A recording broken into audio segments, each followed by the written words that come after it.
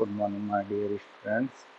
Design of steel structure में जो last lecture में हम टॉपिक चल रहा था वो था हमारा डिजाइन ऑफ टेंशन मेंबर से related.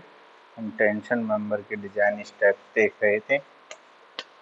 So design of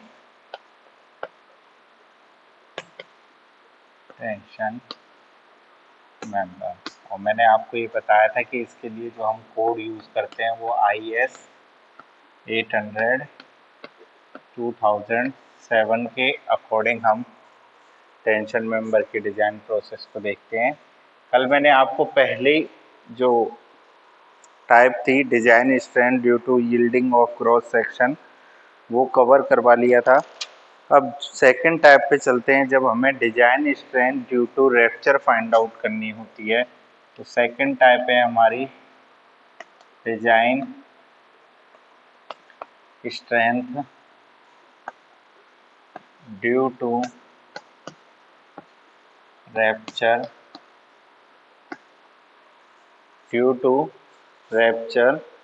of critical section of critical section for plates के लिए। अभी हम देख रहे हैं प्लेट्स के लिए, उसके बाद देखेंगे हम एंगल सेक्शन के लिए। तो प्लेट्स के लिए जो फॉर्मूला यूज करते हैं हम वो करते हैं TTN equal to 0.9 FUAN upon gamma ML। ये फॉर्मूला हम यूज करते हैं। अब ये क्या है, इनकी बात करते हैं। तो देखिए, सबसे पहले बात करते हैं हम TN की, जो हम फाइंड आउट कर रहे हैं, tension capacity of plate. TN क्या है? TDN tension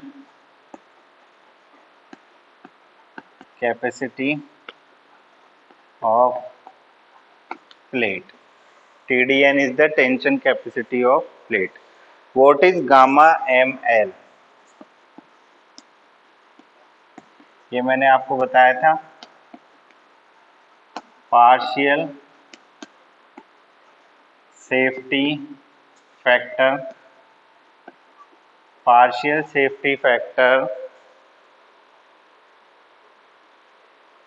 for failure at ultimate stress,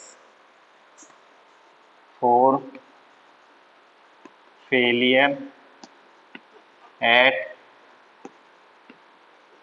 ultimate stress. और इसकी जो वैल्यू लेते हैं वो लेते हैं हम 1.25। ये हम लास्ट लेक्चर में मैंने आपको बताया था गामा M0 और गामा M1 के बारे में।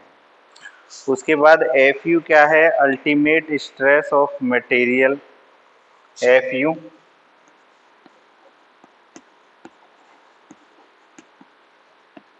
Ultimate stress of material. और बचा क्या? AN बचा। AN क्या है? Net area, net effective area of member. Net effective area of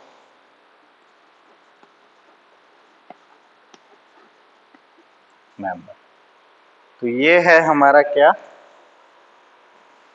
design strength due to rupture of critical section. Rupture के कारण जो क्रिटिकल सेक्शन है प्लेट के लिए जो हम फॉर्मूला यूज करते हैं टेंशन कैपेसिटी ऑफ प्लेट निकालने के लिए, वो हम ये फॉर्मूला यूज करते हैं। और ये जो एलिमेंट्स हैं ये मैंने आपको डिफाइन किए क्या हैं, ठीक है। उसके बाद चलते हैं हम सिंगल एंगल के लिए। ये था प्लेट के लिए। अब हम बात करते हैं किसके लिए? सिंगल एंगल के लिए। जब एंगल सिस्टम से कनेक्टेड हो मेंबर, उस कंडीशन में टेंशन फोर्सेस किस तरीके से एक्ट करते हैं। तो फिर हम बात करते हैं सिंगल एंगल के केस में। सिंगल एंगल के केस में जो फॉर्मूला होता है वो मैं यहाँ लिख देता हूँ, TDN equal to 0.9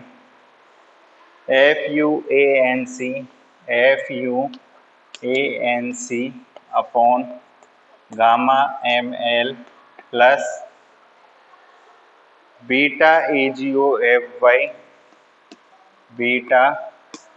AGOFY upon gamma M note.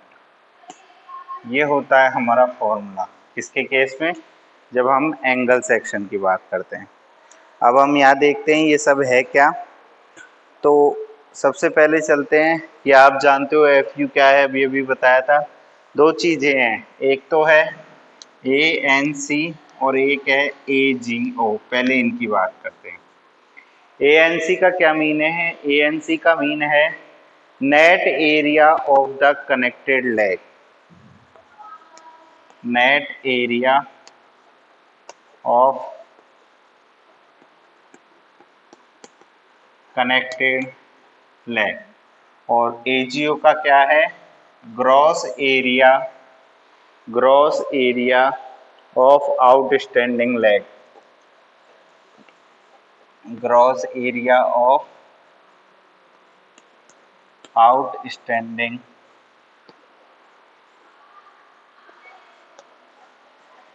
अब देखो कनेक्टेड लेग और आउटस्टैंडिंग लेग क्या है उसकी बात करते हैं। मैं यहाँ पर कोई भी एक एंगल ले लेता हूँ।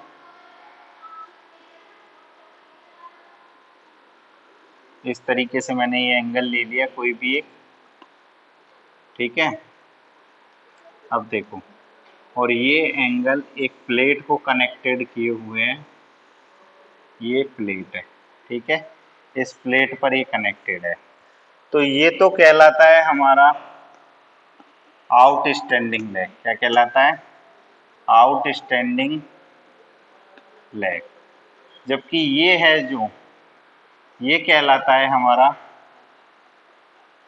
Connected leg. जो लेग कनेक्ट होता है वो कहलाता है कनेक्टेड लेग, और जो लेग कनेक्ट नहीं होता वो कहलाता है outstanding leg.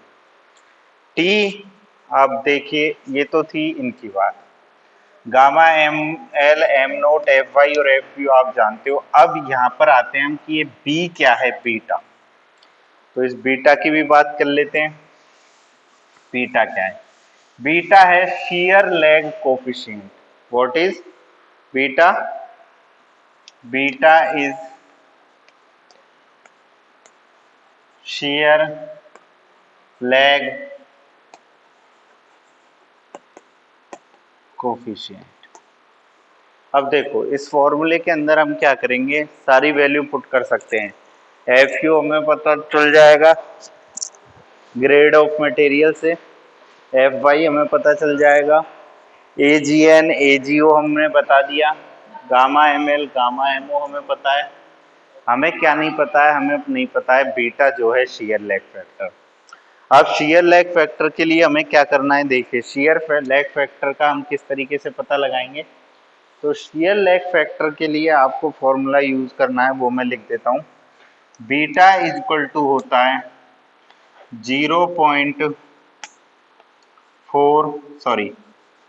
1.4 minus 0.076, 1.4 minus 0.076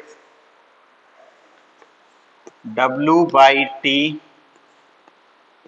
FU by FY और BS अपॉन LC। ये होता है formula BS upon LC। Sorry, यहाँ पर FY अपॉन FU है, ठीक है, Y ऊपर है U नीचे। तो ये होता है फॉर्मूला, और इसके अंदर ये लेस देन इक्वल टू होना चाहिए किसके, ये जो वैल्यू मिल रही है ना बीटा की, जो फॉर्मूला हम रख रहे हैं, ये वैल्यू लेस देन इक्वल होनी चाहिए किसके, लेस देन इक्वल टू होनी चाहिए FU gamma MO upon FY gamma ML के, ठीक है। तो चलिए अब इनकी बात करते हैं कि बी के अंदर जो जो दे रखे हैं ये सब क्या है। यहां से बीटा की बात कर रहे हैं ना हम, तो देखिए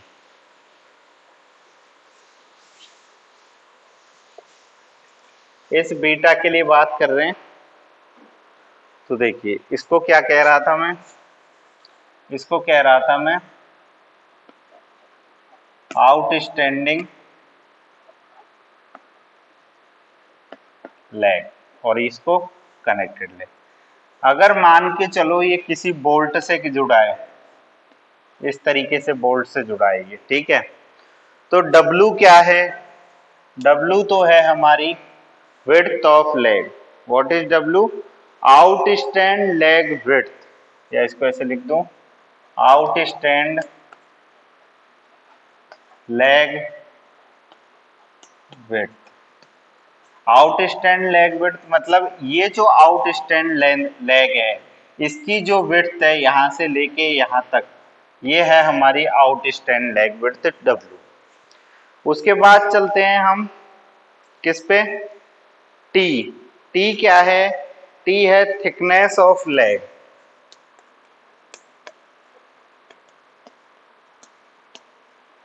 thickness of lag is T।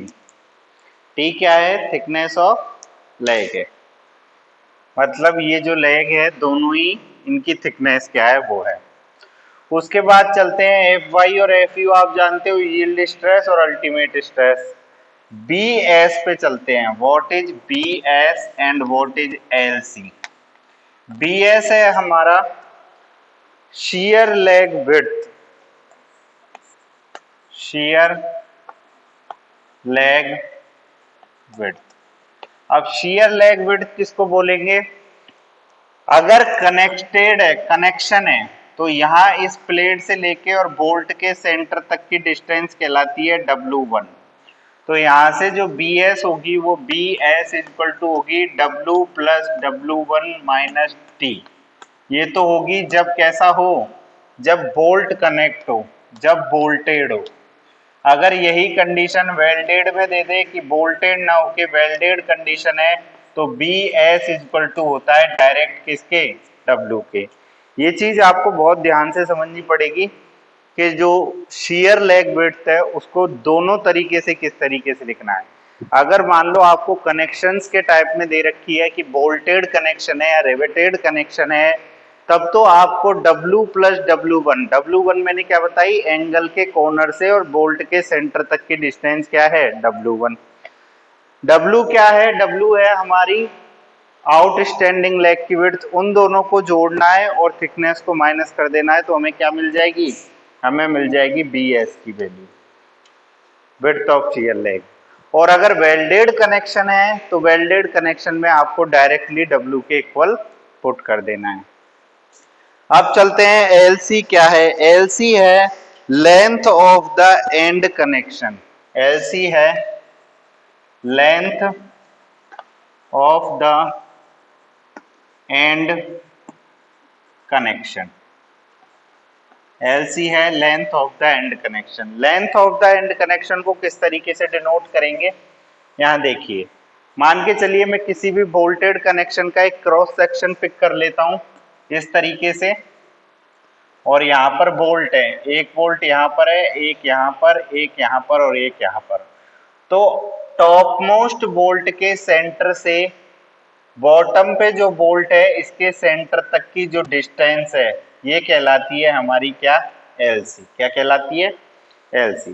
किसी भी मेंबर जो कनेक्टेड है दूसरे मेंबर से, जितने भी बोल्ट लगे हैं, तो टॉप मोस्ट बोल्ट के सेंटर से बॉटम बोल्ट के सेंटर तक की डिस्टेंस क्या कहलाती है, LC कहलाती है।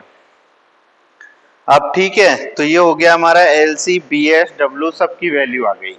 ये सारी वैल्यूज, ये जो फॉर्मूला पुट करने पर ये वैल्यू आएंगी, ये वैल्यू हमारी क्या होनी चाहिए, लेस देन इक्वल टू होनी चाहिए इसके। और एक कंडीशन और है जिसमें हमारी बीटा की value greater than equal to होनी चाहिए 0.7 के। ये दो कंडीशन है, एक तो ये कि यहाँ से हम बीटा की वैल्यू फाइंड आउट कर लें और वो हमेशा इससे कम होनी चाहिए, और दूसरी ये कि 0.7 से इक्वल या उससे ज्यादा होनी चाहिए। ठीक है, तो ये था हमारा design strength due to rupture of critical section, किस किस के लिए, प्लेट के लिए और एंगल सेक्शन के लिए। I hope you guys are all understand. Okay, तो मिलते हैं नेक्स्ट लेक्चर में। Thank you so much.